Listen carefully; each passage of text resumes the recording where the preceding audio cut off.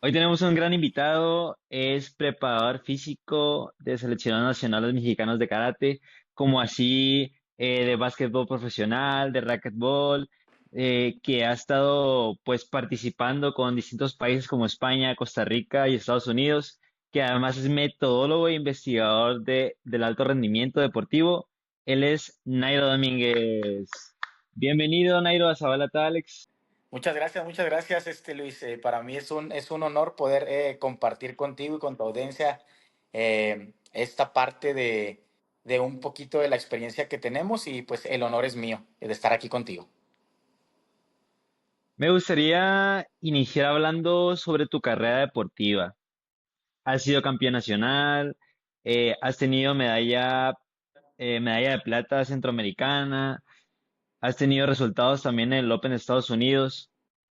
Antes de todos estos logros, ¿cómo fue tu inicio dentro del karate? Si me puedes platicar un poquito de eso. Sí, mira, pues lógicamente mi disciplina deportiva es el karate, la cual es un arte marcial que amo, al igual que pues tú y muchos de tus invitados. En la parte deportiva más activa, actualmente todavía sigo activo, sin embargo, por diferentes cuestiones de trabajo, investigación, etcétera, la misma escuela, el postdoctorado, es un poquito complicado mantener un ritmo, ¿no? Constante, pero nunca dejo de entrenar.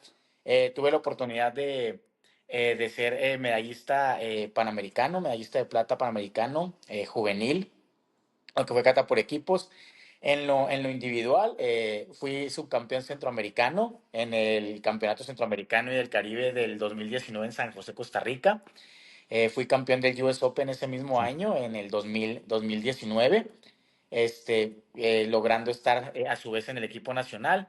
Si me retrocedo un poquito más, 2015 también estuve peleando la plaza para Juegos Panamericanos que se celebraron en Toronto, Canadá.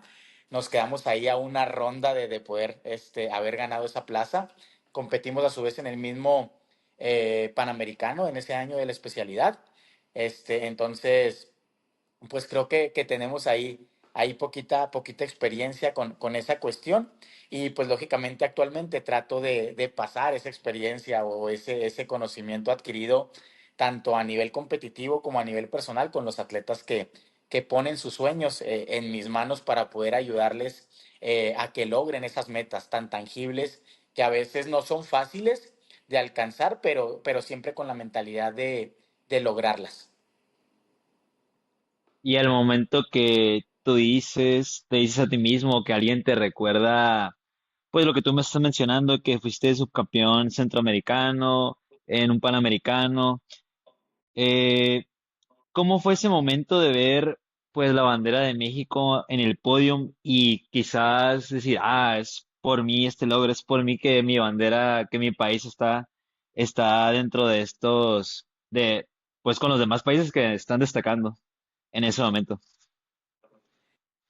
Claro, fíjate que es un sentimiento muy bonito porque, pues lógicamente vas a representar a tu nación y sobre todo no solamente vas a representar a tu nación, sino vas representando a tu familia, a esos sueños de un niño que siempre, valga la redundancia, soñó con llevar esa bandera al podio. Y pues, ¿qué te puedo decir? Si lo vemos en un punto de vista metafórico, pues vas a la guerra ¿Ok? deportiva en el buen sentido hablando y todos traen la misma, esa misma hambre de triunfo. Entonces, lógicamente, el competidor de Panamá, de Costa Rica, de Venezuela, de Colombia, etcétera, trae esa misma hambre, trae ese mismo espíritu de lucha y de, lógicamente, defender a su país. Pues, lógicamente, es un sentimiento muy bonito el pararte en el podio y decir, estoy entre los mejores de una región del continente, de alguna región específica. Entonces, es literal, es un sueño hecho realidad.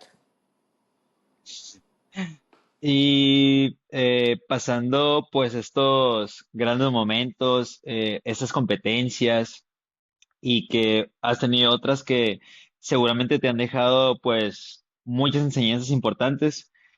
¿De dónde viene? Tú mencionabas hace rato que aún practicas pero con menor regularidad. Pero ¿de dónde viene esta decisión de pues retirarte? por así decirlo, de la alta competencia y de dónde viene esa decisión de retirarte como competidor oficialmente. Bueno, fíjate, ahí entra un tema muy importante, Luis. Por ejemplo, yo entreno ¿Ok? todos los días tú me ves me levanto a las 2:30 de la mañana acá en tu casa, para ir a entrenar a las 3 de la mañana. Entreno dos o tres veces al día, me mantengo activo, o sea, el entrenamiento no para.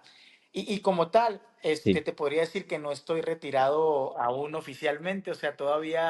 eh, todavía es una decisión que se está pensando y te explico la razón. Eh, Sí. Lógicamente en la vida hay etapas y estas etapas tienen un inicio y un fin. Los últimos torneos que he competido, incluso con gente más joven que yo, de buen nivel, me ha ido muy bien. Entonces, fíjate, yo siento que el día que yo me retire, lo quiero hacer en lo alto y retirarme yo del karate deportivo y no que el karate deportivo me retire a mí. ¿A qué me refiero con ello? Muchas veces tenemos que ser muy conscientes de las capacidades y las limitaciones y hablándote desde el punto de vista fisiológico, de la preparación física, pues lógicamente hay ciertas capacidades físicas que logran su pico más alto, sin embargo estas con el tiempo empiezan a decaer. En ese aspecto, a mí me gustaría retirarme con una decisión propia, de decir, ¿sabes qué?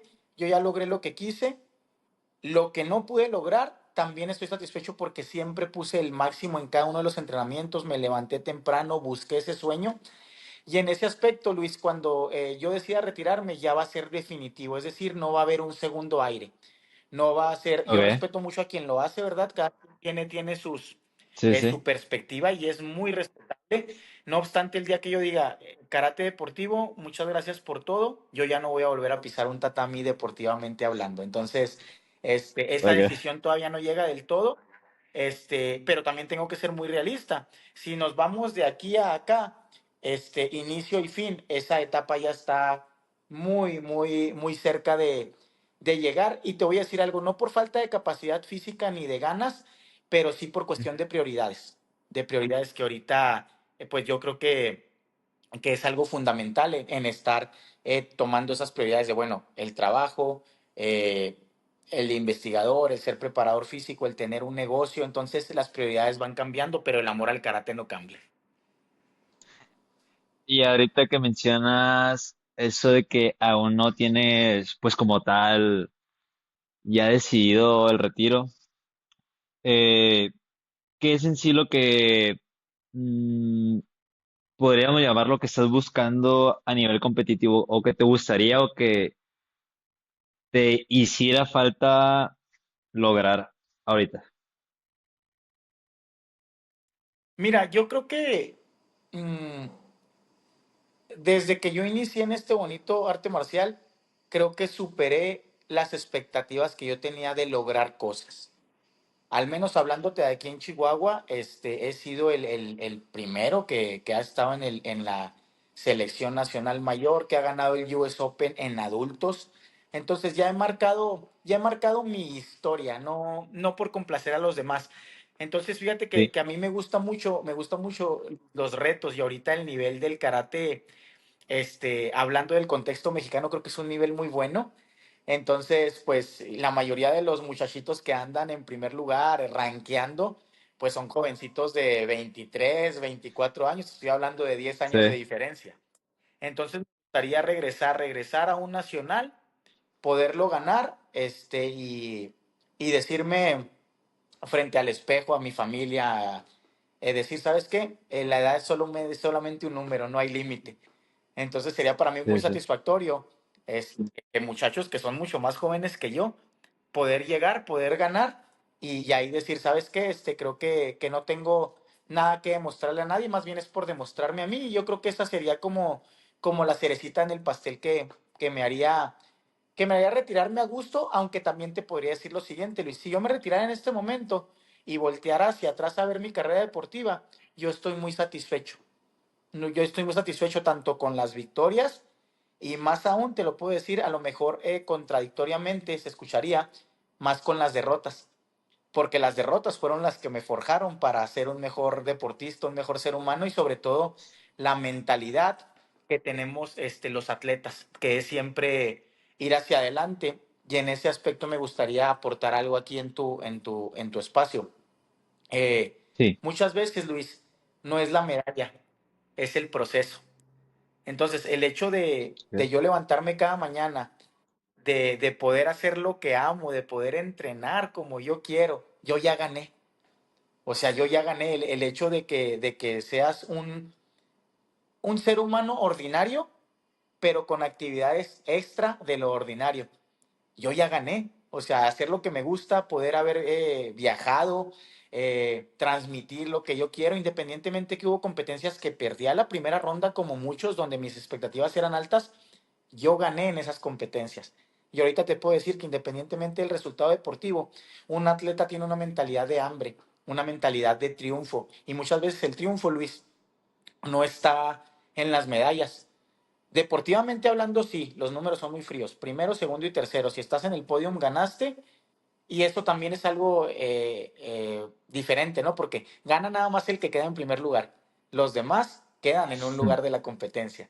Pero el proceso que sigue el atleta, no te das cuenta que ganas más incluso que esa medalla, sino ganaste coraje, ganaste compromiso, ganaste disciplina y sobre todo ganaste amor propio y respeto por lo que haces. Entonces yo creo que todo el atleta gana independientemente del resultado deportivo. Pues sí, yo creo que como mencionas muy bien, eres privilegiado, yo creo, o somos privilegiados algunas personas de poder hacer quizás lo que te apasiona. Y lo del ejemplo que me decías mucho de que la edad solo es un número, me recordó mucho a Sandra Sánchez, que a sus casi 40 años, 40 y tantos, no me acuerdo exactamente ahorita, fue su peak así deportivo. Ahora quiero hablar acerca un poquito ya la parte de ser preparador físico de distintos deportes con diversos atletas. ¿De dónde viene la idea de convertirte, pues, en preparador físico y qué te llevó quizás a trabajar con personas que se dedican al deporte del alto rendimiento y no quizás a un preparador físico más funcional con población general? Bien, fíjate, yo creo que esa pregunta es muy interesante y es un punto muy álgido de la conversación. Yo creo que en mi etapa como más activa deportivamente, pues yo veía mucho los videos de Rafael Agayev, de Luigi Busa, de grandes atletas, ¿no? Y veías cómo en realidad no hay un hilo negro, pero el componente de la preparación física es un papel fundamental. Entonces, conforme yo lo empecé a vivir en un servidor, en mi hermano, que también fue miembro del equipo nacional, que empezamos a ver diferentes metodologías, decir, ¿sabes qué? Necesitamos esto para esto, cuál es la tendencia, qué es lo que está faltando y sobre todo el ver cómo aquí en México hay mucho talento en todos los deportes, pero muchas veces esa base física falta para poder lograr el alto rendimiento. En ese aspecto, y lo digo con todo el respeto del mundo, tú puedes ver atletas, Luis, que técnicamente no son aptos, que pueden tirar un golpe, a lo mejor un Suki con el codo hacia arriba, no meten bien la cadera, etcétera, pero tienen un nivel físico atlético tan grande que eso les alcanza para poder mantener el resultado. Entonces yo creo que eso a mí me llamó mucho la atención y sobre todo la parte de mi maestría en ciencias del deporte con especialidad en biología deportiva, luego el doctorado y ahorita actualmente con el postdoctorado. Créeme que el estar viendo las nuevas tendencias y ver lo que cada atleta necesita, e incluso algo que sorprende mucho es que la evidencia científica de hace un año, estamos hablando de un lapso de 12 meses, que es corto relativamente, ya cambió la evidencia y los paradigmas científicos. Entonces te vas dando cuenta ¿Ok? cómo la ciencia aplicada al deporte va cambiando. Te voy a poner un ejemplo. Antes se decía que tú tenías que bajarle la carga de entrenamiento a un atleta y antes de entre 14 y 28 días bajar el entrenamiento de fuerza. Ya no le pongas pesas. Una semana antes de la competencia, no. Si tú le ponías ejercicio de fuerza, casi te crucificaban porque era una falta de respeto hacia la metodología deportiva. Sin embargo, te das Sí, cuenta que hoy en procesos importantes como Juegos Olímpicos, Juegos Panamericanos, Campeonatos Mundiales, incluso antes de la competencia, hay estrategias para poner al atleta a punto que todavía hacen ejercicios de fuerza. Y lo que te va a sorprender más, que incluso con altas cargas, todavía un día antes de la competencia, puedes ver a un atleta moviendo 150, 170 kilos en sentadilla, lo cual son estrategias que se les llama de priming y de potenciación postactivación para mejorar el rendimiento, que incluso si nos vamos a nivel molecular y a nivel genético, los genes que regulan la contractilidad y estiramiento muscular de las fibras de acción rápida se sí. desregulan cada 24 horas. Es decir, tú tienes que estar metiendo sí o sí estímulos de fuerza para que el atleta mantenga su rendimiento. Entonces, Ok. el hecho de estar viendo estas tendencias y cómo cambia todo, pues lógicamente para mí es un área de sumo interés y que, bendito Dios, me ha dado los dividendos buenos en mi currículum, tanto como atleta y ahorita actualmente como preparador físico con los deportistas que tengo la bendición de poder aportar.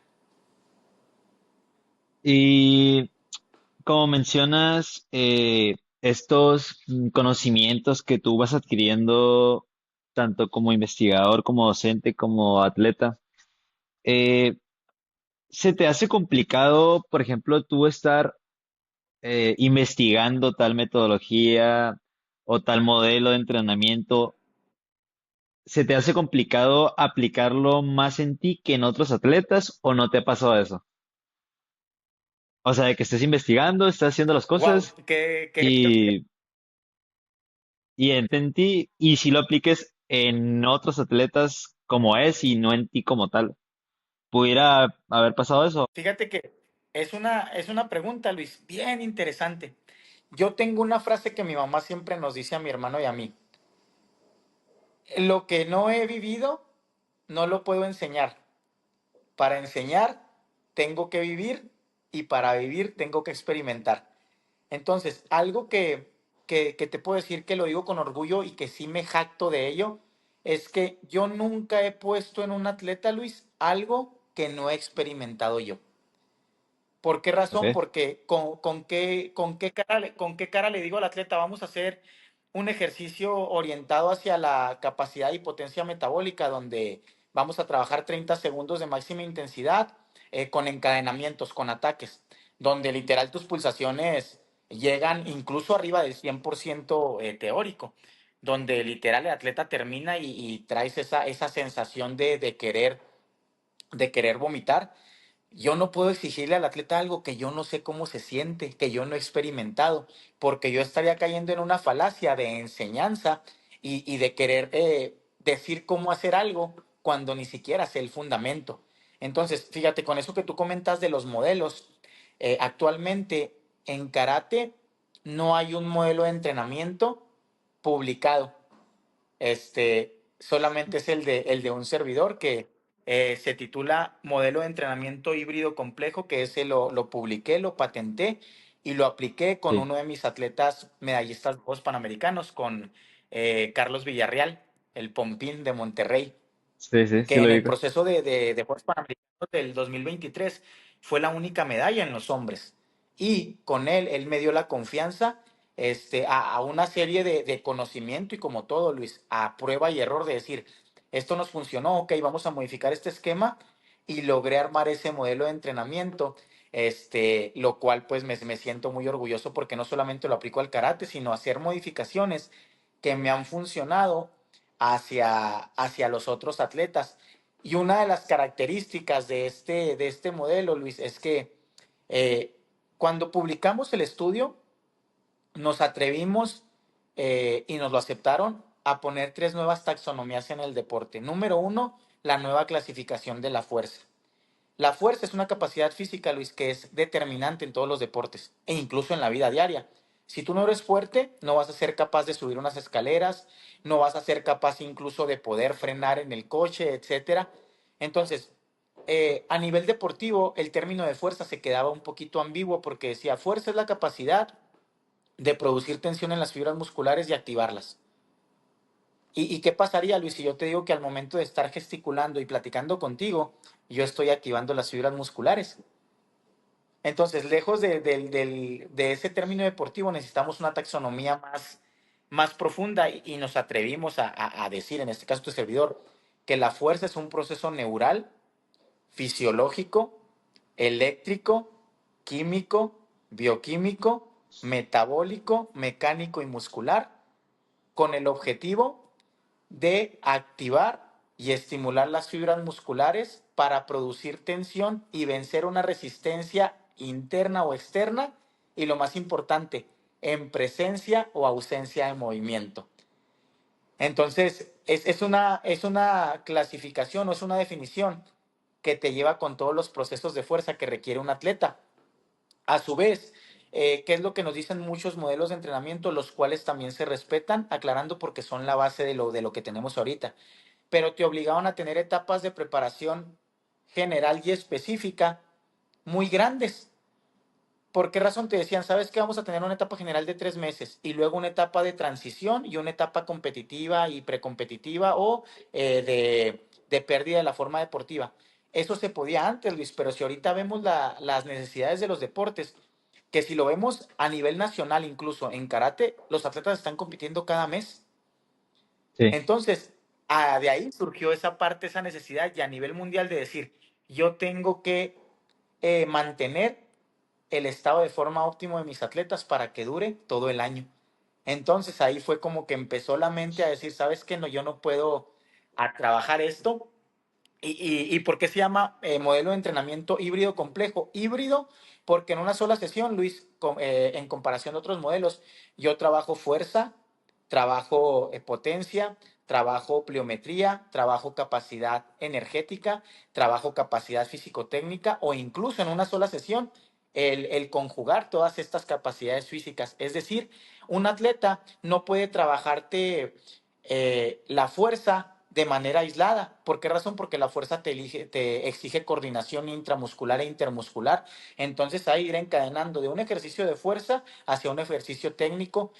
Yo no puedo trabajar lo técnico y lo de fuerza si yo no trabajo el estímulo energético de las necesidades y capacidades metabólicas que requiere el atleta. Entonces era ir armando una serie de procesos para poderlo aplicar, a lo cual nosotros, un servidor, ¿verdad? En el paper que publicamos le denominamos continuum physicum, es decir, que todas las capacidades físicas van a iniciar al mismo tiempo, pero habrá predominancia de una sobre otra según la necesidad, y continuum fortius, porque todas las expresiones de fuerza están presentes en el atleta. Entonces aquí surge algo muy importante porque cuando nos revisan ese paper, antes de publicarlo, nos dicen, ¿en qué te basas para decir esto? Les digo, bueno, un sprinter, un karateca, etcétera, si yo estoy haciendo kata, un ejemplo, yo empiezo la kata, pero el componente de fuerza isométrica va a estar por toda la kata. El componente energético está durante toda la kata, el componente de estabilidad en un giro, el componente de ciclo, estiramiento, acortamiento de la fibra muscular al tirar una patada, caer, el componente de propiocepción, ¿por qué? Porque tienes que llegar y no moverte, la capacidad energética. En un sprinter está la capacidad de reacción. ¿Por qué? Suena el disparo para iniciar. ¿Qué tan rápido activa su cerebro para poder darle la orden a los músculos de moverse rápido?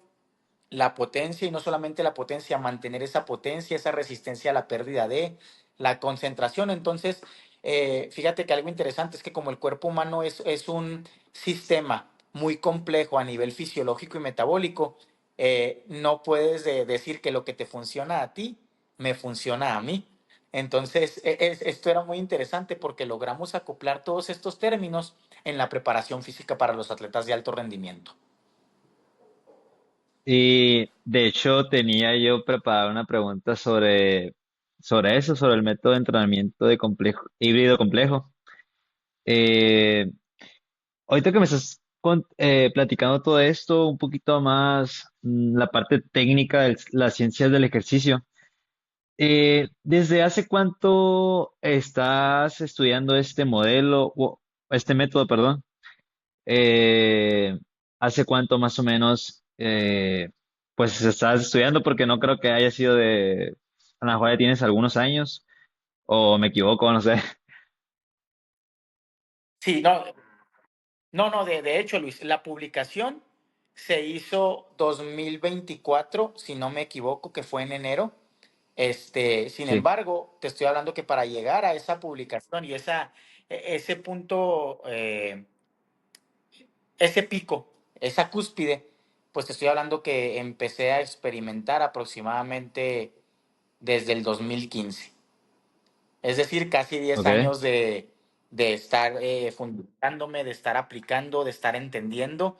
Entonces, a pesar de que solamente se aplicó con Carlos, que fue un estudio de caso, pues fue un parteaguas porque la publicación fue con Carlos, pero te estoy hablando que actualmente entreno 14 seleccionados nacionales, 13 de karate, pues fue esa parte de ir agrupando todos esos resultados para poderlo llevar a cabo y no solamente esa parte, ¿verdad? Sino llevándolo a cabo con judocas, con raquetbolistas, con beisbolistas, etcétera. Sin embargo, lo decidí llevar a cabo aplicado al karate primero, pues porque es el arte marcial que amamos y número dos, pues porque fue lo que me llevó a poderlo experimentar y lógicamente de estar leyendo mucho, Luis, de estar viendo, ¿y por qué este autor dice esta parte de la fuerza, pero este otro se contradice? Entonces, estar Sí. entendiendo todos esos procesos, fue de mucho trabajo, fue de mucho trabajo. ¿Y consideras que pues el estar eh, pues haciendo, experimentando entre comillas este método, consideras que este ha sido tu mayor reto como preparador físico o has tenido otro, otro desafío? Fíjate que yo creo, Luis, que para responderte ese cuestionamiento, yo creo que el planificar es fácil y el aplicarlo es fácil. Lo Ok. complicado es buscar la individualidad con cada atleta para que te funcione. No solo eso, yo creo que un desafío muy grande es que veamos a los atletas como personas, como esos seres humanos complejos que sienten, que expresan emociones. ¿Por qué razón? Porque te la pongo muy fácil, Luis. Yo a cualquier persona, a cualquier entrenador, independientemente que tenga un conocimiento empírico o un conocimiento más científico, yo le puedo decir, aquí está mi modelo de entrenamiento. Y que precisamente por eso se publicó, ¿verdad? Para que sea, a quien le pueda servir adelante. O sea, no, nunca me he considerado una persona que no comparte y por eso mismo me atreví a hacerlo. Y pueden Sí, copiar la receta, Luis. La pueden copiar tal cual. Es como una hamburguesa. Pero te puedo apostar que yo les puedo dar a todos los entrenadores los mismos ingredientes para la hamburguesa, las mismas indicaciones y la hamburguesa va a saber diferente, Luis. ¿Por qué? Porque en este caso, ese platillo final sería el atleta.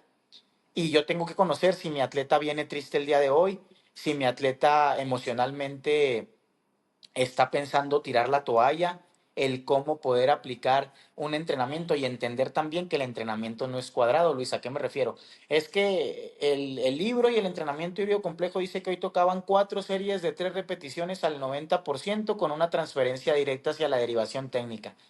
Pero yo veo que el atleta llegó triste, que el atleta desde la primera serie lo noto fatigado, yo tengo que hacer los ajustes necesarios para que el atleta se sienta cómodo y pueda sacar el trabajo adelante.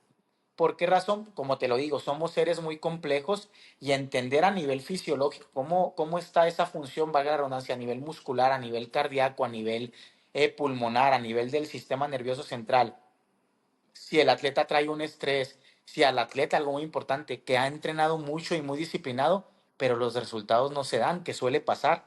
Entonces yo creo que el reto es crear esa adherencia y esa confianza del atleta, porque una cosa es que tú seas a lo mejor el sensei, el coach, el entrenador, y veas al atleta como un número más, pero yo creo que lo más complicado, Luis, ha sido crear la conexión y la confianza con los atletas. Ese es el verdadero reto, de dejar esa huella en los atletas, de que el atleta tenga la confianza de poderte decir las cosas. Yo creo que, y adaptar el modelo de entrenamiento a cada uno, eso es lo, eso es se lo complica. primordial, porque te voy a... Te voy a poner un ejemplo también práctico. Lo que a lo mejor me funcionó a mí con un atleta, lo puedo replicar, Luis, y a lo mejor me funcionó en cierto año, y al año siguiente no me funciona. Oye, pero si es exactamente lo mismo, sí, es exactamente lo mismo, pero recordemos que el ser humano también tiene cambios internos, que probablemente el atleta ya se volvió más fuerte, o por contraparte, como te lo comenté ahorita, Luis, a lo mejor ya su pico de forma lo alcanzó y ahora ya está decayendo. Entonces es adaptar, e incluso lo que creías que te funcionaba no te va a funcionar siempre, y es estar siempre, como siempre, valga la redundancia, lo comento, innovando. Y muchas veces la innovación no está en algo nuevo, sino en la modificación y adaptación de lo que ya tienes para que el atleta pueda mantener su pico de forma. ¿Y cómo equilibras esta exigencia de lo que hemos estado hablando, esta exigencia física con la prevención de lesiones? ¿Cómo manejas esta parte eh, de las lesiones cuando se presentan o ya hay una planificación previa de esta parte? Bien, mira, gracias a Dios y a la Virgencita tengo la fortuna de decirte que ningún atleta se me ha lesionado por mi método de entrenamiento. Las lesiones que han tenido mis atletas, fíjate, siempre han sido externas, o porque se ¿Ok? resbaló, o porque, ¿sabes qué? Tengo ahorita un atleta, Santiago, que acaba de sufrir una lesión en el complejo articular glenohumeral, lo que es el hombro. Sí. Y si te puedo decir cuál es la clave y cómo se maneja, se resume a una sola capacidad física, Luis. Fuerza, fuerza, fuerza, fuerza y movimiento. ¿Sabes qué? ¿Te lesionaste? Necesitamos fuerza. ¿Te sientes que no estás rindiendo? Ok, fuerza. Siempre el movimiento. ¿Sabes que de hecho en mi etapa como investigador, eh, tengo 3 publicaciones que precisamente se relacionan con la parte de la fuerza? Una está en el International Journal of Sports and Health Research, una revista española, que fue ese mecanismo del entrenamiento excéntrico de fuerza en la prevención de lesiones y en la profilaxis de las mismas o readaptación deportiva. Dos estudios de caso más que fueron en vivo. Me llegaron 2 atletas, ellos sí fueron externos, uno de básquetbol y uno de fútbol americano. El de básquetbol con una fractura de tobillo, que casi fue fractura expuesta. En 8 semanas, Luis, ya lo teníamos de regreso a la parte deportiva con ejercicios de fuerza. Y en contraparte, el otro muchachito, 3 intervenciones de ligamento cruzado anterior, una por mala praxis, las otras 2 por reincidencia y no llevar un proceso de rehabilitación correcto. 6 semanas tuvimos mejoras sustanciales, no tienes idea, te estoy hablando de que el jovencito no podía ni sentarse, allá poder estar brincando, allá poder estar siendo más funcional. Entonces, yo creo que algo que me ha funcionado es romper esos paradigmas, que incluso si tú te metes a la evidencia científica ahorita, ya cualquier profesional de la salud, lo digo con todo respeto porque yo no puedo opinar más allá de mi capacidad como metólogo deportivo, pero si un Sí. médico del deporte, un fisiatra, te dice reposo absoluto, por ahí no va a ser la mejor situación. De hecho, te digo, evidencia de primera mano que nos arroja que después de una lesión hay un proceso inflamatorio, hay un proceso de daño como tal a nivel muscular, tendinoso o de estas estructuras musculoesqueléticas que se puedan dañar. Sin embargo, con un estímulo de fuerza, se ve que las células madre satélite para la regeneración muscular y regeneración de tejido se aumentan hasta en un 140% después de la primera sesión. Entonces, esto nos indica que la fuerza no solamente es una capacidad física, sino es una capacidad de cambio interno en la regeneración de lesiones. Y no solamente eso, hay un término que se le llama memoria muscular y otro que se le llama memoria metabólica y memoria genética. El músculo, imagínate que estás acostumbrado todos los días a estarte tomando una soda. No vamos a decir marcas, de la etiqueta roja o de la etiqueta Sí. azul. ¿sale? Entonces, de repente, yo te digo a ti, Luis, ya no vas a tomar soda. No lo vas a poder suplir de la noche a la mañana con algo diferente. Es lo mismo con el atleta. Un atleta que se lesiona, que toda su vida ha estado en continuo movimiento y que sus músculos, su sistema nervioso está acostumbrado a esa sobrecarga, a esa tensión muscular, y de repente le dices, no, párate. El músculo va a tratar de sobrevivir y uno de los mecanismos de sobrevivir es que te va a pedir movimiento.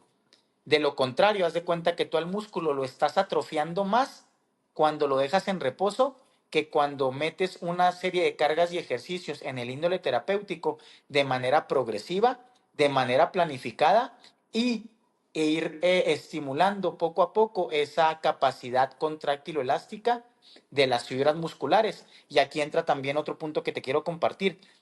Por eso en esa taxonomía de la fuerza no necesita tener movimiento.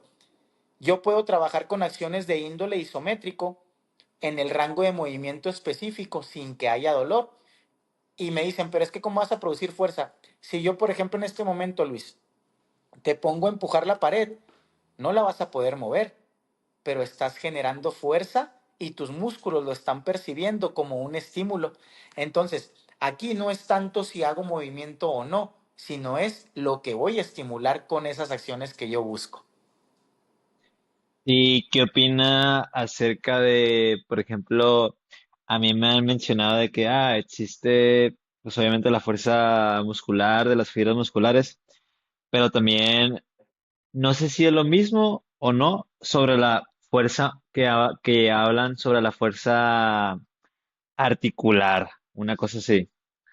Se refiere, es un concepto quizás erróneo llamarlo o, o cómo funciona esa parte de Mira, conceptualizar. sí, más que erróneo, Luis, yo creo que hay una confusión en los términos, ¿sí? Y esa confusión volvemos a lo mismo. Yo no puedo hablar de fuerza muscular, Luis, si no hablo de fuerza a nivel tendinoso, a nivel óseo y a nivel articular. ¿Por qué razón? Al momento de yo estar haciendo un empuje, como lo puede ser un press de banca, pues no solamente estoy activando la musculatura del pectoral, estoy trabajando la musculatura del deltoides, del tríceps y la articulación per se, lógicamente, también está teniendo una rotación. Lógicamente, a lo Sí, largo del movimiento, si nos vamos a la ciencia de la biomecánica, hay brazos de momento, hay brazos de palanca que tienen que ver con ese eje de rotación a nivel articular. Entonces, yo no puedo aislar todo ese sistema que es conjunto. Yo no puedo decir, no, es que te falta fuerza en el músculo, exactamente. No, es completamente un todo. De hecho, fíjate que con eso que comentas, eh, insisto, sabes que las personas que me conocen, subo contenido a las redes sociales más de índole de ciencias del deporte. Siempre, siempre, siempre, Luis, tú me vas a ver leyendo algo todos los días. Todos los días. De sí. hecho, para mí, si yo no te leo al menos, así yéndome bajito, al menos unos 3 4 artículos científicos de lo más novedoso a la semana, yo no te leí nada. O sea, cada día estoy leyendo y hay ocasiones cuando tengo vacaciones que incluso en una semana te puedo leer, no sé, depende de la extensión del documento, ¿verdad? Pero si nos vamos a papers de 10 12 hojas, pues te puedo estar leyendo unos 2 3 diarios. Entonces depende. E incluso, como te comenté, en días pasados que precisamente leía uno del mecanismo de acción en las unidades musculotendinosas cuando hay una lesión, pues no te aísla lo que es la parte ósea, lo que es el tendón y sobre todo la transmisión y generación de fuerzas a través de este. Un músculo tiene dos mecanismos de transmisión de fuerza hacia el tendón. De sarcómero a sarcómero, vamos a imaginar a los sarcómeros, Luis, como las unidades funcionales del músculo. Y para entrar un poquito más en contexto, imaginemos que el músculo es un rosario y cada uno de las cuentas del rosario es un sarcómero, es lo que permite que el músculo se estire y se contraiga. Entonces hay transmisión sarcómero, sarcómero y unidad tendinosa. Y además hay también una transmisión de fuerzas desde el tejido conectivo como lo es la fascia hacia lo que es el tendón. lo que se le conoce como transferencia de fuerzas miofacial tendinosa. Entonces, ¿esto de qué nos habla, Luis? Que es un conjunto y es un todo, como yo tengo que ver la miología y la fisiología a nivel muscular y articular. Y hablando de lo que tú comentas, ¿verdad? A nivel articular, de hecho se ha visto en artículos, hay un artículo muy bueno, el investigador se apellida Cuivida, que manifiesta que después de una lesión, incluso con trabajos pliométricos a nivel óseo, tú puedes regenerar el tejido óseo, el tejido, vamos, de esa región anatómica. Entonces esto nos indica que se van rompiendo muchos paradigmas. ¿Por qué razón? Porque el entrenamiento de fuerza, el entrenamiento pliométrico, te genera adaptaciones a nivel óseo. ¿Por qué? Porque vas a generar mayores eh, proliferación de células tanto inmaduras como maduras, osteoblastos, osteoclastos y osteocitos para mayor densidad ósea. También, ¿qué es lo que se ve? Que el músculo tiene componente activo, que es esas fibras musculares, y esas unidades musculotendinosas tienen un componente pasivo en el tendón. Entonces estamos hablando, Luis, de cómo en un solo sistema hay componentes activos y componentes pasivos que en conjunción me van a ayudar a esa función. Y, eh, y todas estas tendencias quizás o estas actualizaciones, eh, ¿qué crees que ahorita actualmente sea lo más relevante que has encontrado? Hablo de, como me dices que casi todos los días lees artículos, lo que has encontrado quizás esta semana. ¿Qué es lo que más te ha llamado la atención de esta semana? Que tú veas, eso está interesante esto. Pues mira, son muchas cosas. Principalmente, yo creo que la regulación a nivel genético del entrenamiento de fuerza y cómo si tú dejas de estimular, al menos tanto en atletas como en personas, ¿verdad? En personas a lo mejor que son sedentarias o activas. Si tú dejas de estimular la fuerza, se está perdiendo también regeneración, Luis, a nivel neural. Es decir, algo también perdón, que sorprende mucho, se decía que las neuronas eran las únicas células del cuerpo que ya no se regeneran. Y de hecho, pues es parte, algo que está muy, muy obsoleto porque en estudios recientes e incluso estudios ahorita de la parte postdoctoral, mi primera etapa la primera idea iba a ser el metabolismo de la glicina, que es un aminoácido en deportes anaeróbicos, como lo es el karate, básquetbol, etcétera. Y pues Sí. en la literatura que nos vamos encontrando que en personas incluso, Luis, con Alzheimer y con distrofia muscular, la ingesta de creatina, que es un suplemento junto con la proteína con mucha evidencia científica, no es doping y es muy seguro también a nivel sistémico, se regeneran conexiones neurales y veían que las personas en ciertos hemisferios cerebrales donde aparentemente ya no había conexión, empezaron nuevas sinapsis. Otra cosa que te puedo comentar es el cómo receptores a nivel muscular y a nivel orgánico de glucosa, como lo son los GLUT, te ayudan a mantener una mejor salud muscular, el cómo mecanismos de insulina se ven muy mediados por otras hormonas que se crean antagónicas, como lo es el glucagón.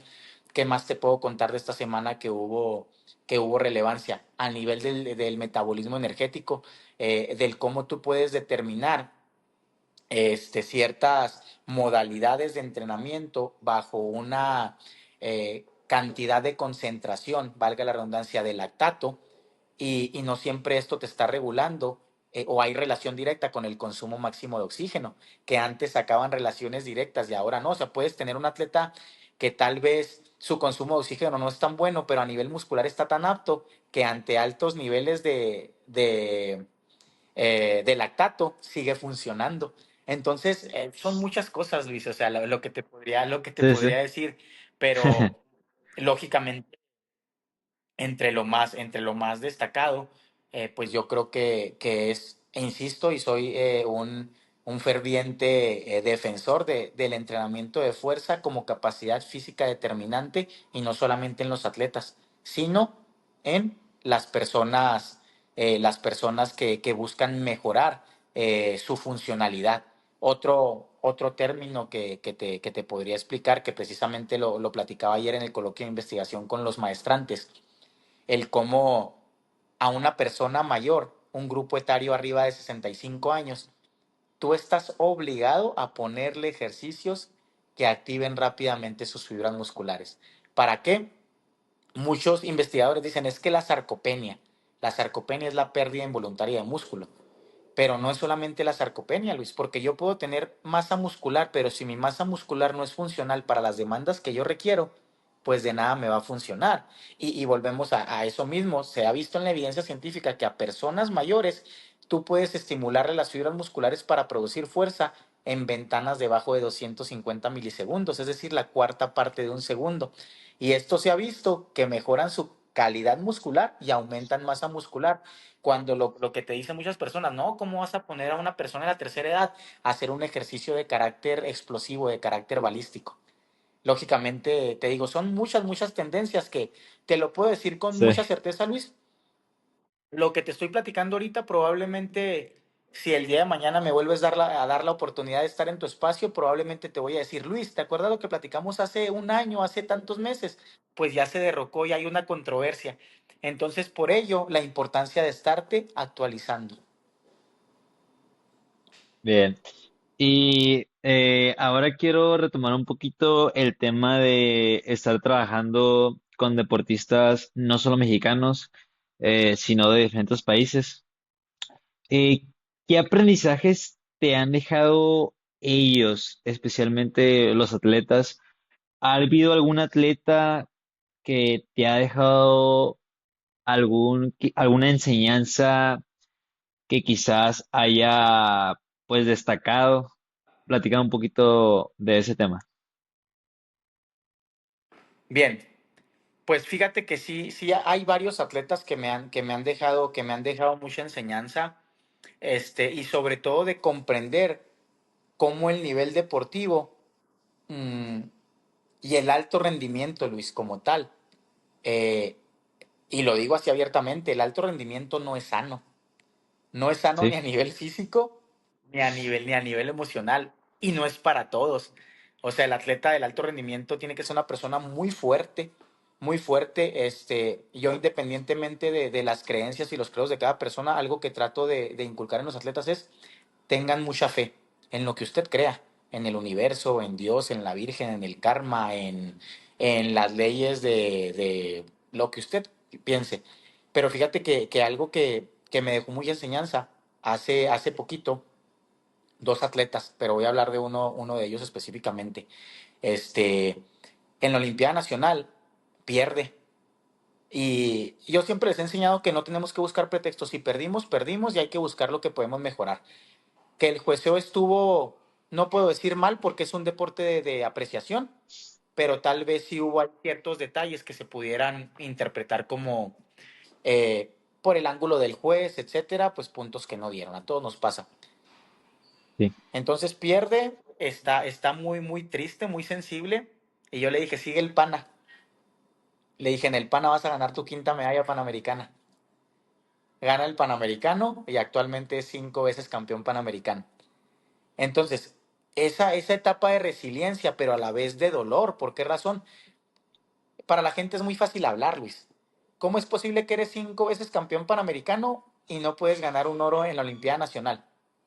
Circunstancias, circunstancias, pero al fin y al cabo, los hechos es lo que te empieza a hablar.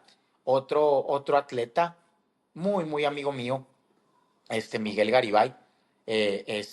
Antes de él radica actualmente en Chicago y tuve la oportunidad, somos muy amigos y sigo su preparación física y todavía cuando fue el mundial de la WKF en Dubai, se Sí. preparó súper bien y te estoy hablando de una persona que se levantaba a la 1 de la mañana para poder atender su negocio, me entrenaba 2 veces al día. El resultado no fue el que esperábamos, pero estamos hablando de un campeonato mundial, el más alto nivel. Pero el hecho de todo lo que hacen los atletas para llegar a cumplir su sueño es algo que a mí me dice, ¿sabes qué? Estoy en el lugar correcto y estamos haciendo lo indicado. Eh, Todos los atletas tienen experiencias y sobre todo, Luis, algo que también me gustaría aportar, ¿verdad? Para tu audiencia, es que el atleta no hace sacrificios, ¿eh? Hay que quitarnos y hay que romantizar esa palabra de sacrificios. No, si nosotros estamos haciendo las cosas, es porque nosotros queremos hacer las cosas. Sí, muchas veces te dicen, es que estás sacrificando la familia, esto. Mi hermano siempre me ha dicho lo siguiente, dice, decisiones, decisiones pensadas y conscientes, consecuencias conocidas.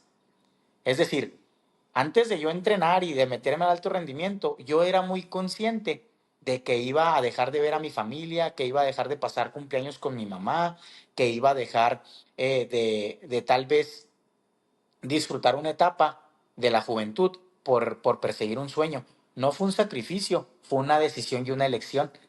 Entonces, la vida, Luis, es de decisiones.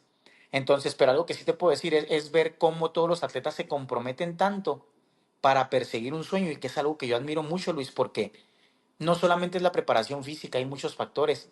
Y también a mí me gusta ser muy realista con los atletas, porque hay muchos atletas que se acercan, oye, hemos visto que él es campeón, que esto, ¿me vas a hacer campeón? Yo nunca les digo que sí.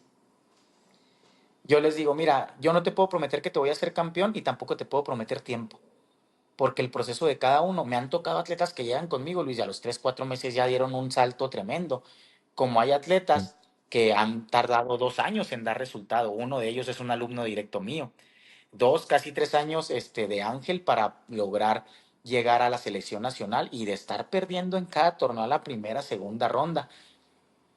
Y lejos de la frustración, al día siguiente yo ya lo veía en el dojo entrenando. Entonces yo creo que algo muy bonito es ver todo lo que los atletas están dispuestos a hacer para lograr su sueño, aún sabiendo que probablemente no van a alcanzar ese sueño. Y dejando de lado esto, la parte de si son disciplinados o son resilientes o esos temas, ¿qué consideras estos atletas pues que han representado a México en diferentes deportes? Quizás en cuestión de capacidades físicas, qué, no sé si has visto que comparten algo en común o pudiera ser o no aplica, o como que están de manera individual, pues. Sí, mira, yo creo que ambas aristas que tú comentas, Luis, son válidas y me ha tocado, pero lo que te puedo decir que es el éxito deportivo y que algo que comparten los atletas que yo entreno es el desarrollo de la fuerza y las manifestaciones de esta. Sin embargo, lógicamente hay unos que reaccionan más rápido y esa es otra parte, fíjate, con eso comentas, rápido, velocidad. Yo he escuchado a muchos entrenadores de, es que hazlo más rápido. Y el atleta le mete muchas ganas y no lo puede hacer rápido. ¿Por qué? Porque hay que entender algo. La velocidad es una resultante de la fuerza aplicada. Yo no puedo pedir a un atleta que active sus músculos y estos respondan de manera rápido para moverse del segmento A al segmento B si no tienen los niveles de fuerza necesarios para lograrlo. Es que te estás cansando, no estás manteniendo la velocidad, lo que muchos dicen resistencia a la velocidad, que eso es un término incorrecto. Cuando tú hablas de resistencia a, es porque te estás oponiendo al desarrollo de algo. Entonces sería el término correcto, sería el mantenimiento de o la resistencia a la pérdida de.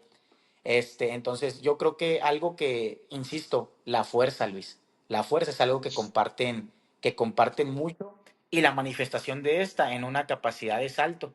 Por ejemplo, yo algo que he visto que me ha dado también esa confiabilidad a nivel estadístico con los atletas, ¿verdad? Porque eso también es de números, es que los atletas de karate que yo entreno, que son de menos de 60 kilogramos, eh, te estoy hablando que saltan 55 centímetros en un salto contra movimiento. O sea, despegarte del piso más de medio metro es una potencia increíble. Y a pesar de que muchas veces logran el mismo nivel físico, hay otros factores. Uno es más hábil en lo técnico, otro es más, se la cree más. Entonces yo creo que es esta parte. Y algo de lo que mencionabas de la individualización, Luis. Fíjate que aquí entra otro tema. Muchos dicen es que tienes que trabajar la especificidad, pero en realidad más que la especificidad, no hay un ejercicio específico, Luis, per se. Por eso te hacía ahorita las comillas en la preparación física específica. Más bien hay la variabilidad. Una sentadilla, Luis, es tan útil para un karateca como para un boxeador, para un judoka, para un saltador, para un basquetbolista, un voleibolista, un beisbolista, etcétera. La diferencia radica en cómo voy a darle la variabilidad a esa sentadilla. A lo mejor en un periodo de fortalecimiento más sistemático, lo que se conoce como adaptación anatómica por Tudor Bompa, pues yo les pido a los atletas que hagan la sentadilla completa.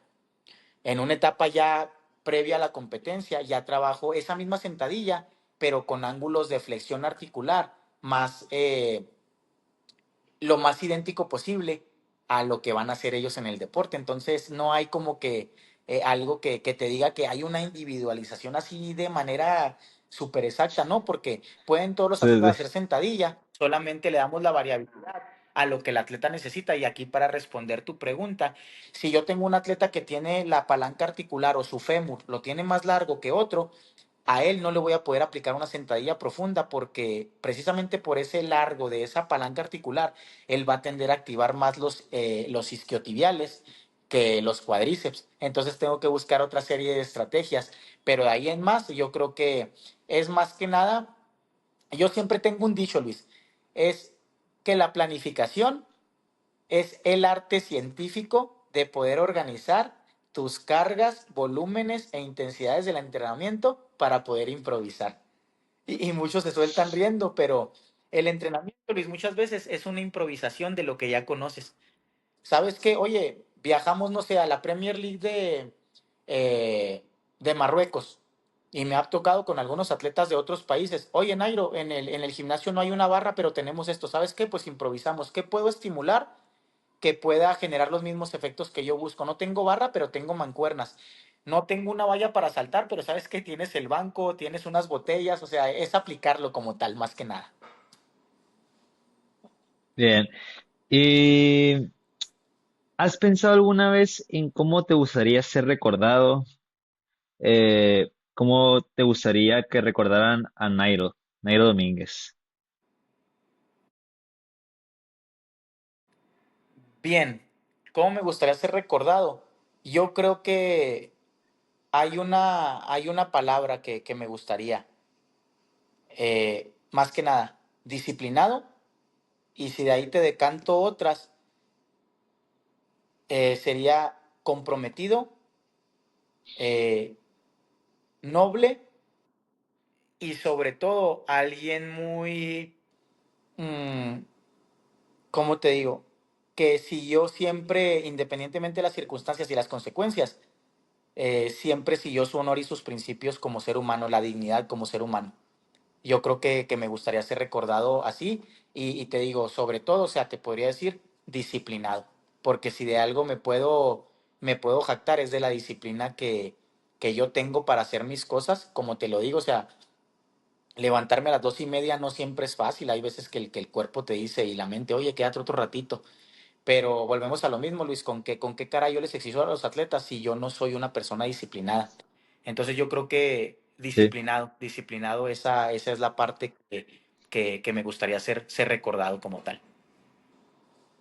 Por último, Nairo, si pudieras dejar un solo consejo a la próxima generación de deportistas, ¿cuál sería? Ok, este, si pudiera dejar ese consejo sería mm, para, para quien esté viendo este podcast, a no te rindas, sigue adelante con mucha fe, mucha disciplina, que tarde que temprano tu resultado se va a dar.